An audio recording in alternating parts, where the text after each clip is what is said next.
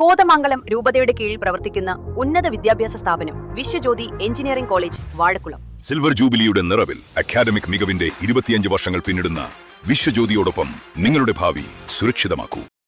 മൂവാറ്റുപുഴ നഗരത്തിൽ റോഡിന് നടുവിലായി സ്ഥാപിച്ചിരിക്കുന്ന മീഡിയനുകളിൽ കാടുകയറി യാത്രക്കാർക്ക് ഭീഷണിയാകുന്നു. അരമനപ്പടി മുതൽ വള്ളക്കാലി ജംഗ്ഷൻ വരെയാണ് മീഡിയനിൽ കാടുകയറി കിടക്കുന്നത്.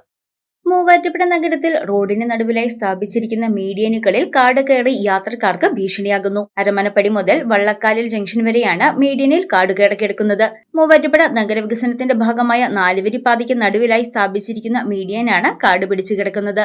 മീഡിയനിൽ നിന്നും വളർന്ന പുല്ലുകൾ റോഡിലേക്ക് കിടക്കുന്ന നിലയിലാണ്.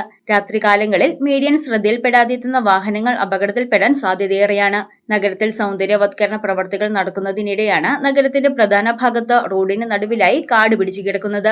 കാട് വെട്ടി എത്രയും പെട്ടെന്ന് യാത്ര സുരക്ഷിതമാക്കണമെന്നാണ് യാത്രക്കാരുടെയും പ്രദേശവാസികളുടെയും ആവശ്യം. News desk Muvattupuzha news. നേത്ര സംരക്ഷണത്തിന് നമ്മുടെ അഹല്യ ഫൗണ്ടേഷൻ ഐ ഹോസ്പിറ്റൽ, കേരളത്തിൽ എല്ലായിടത്തും.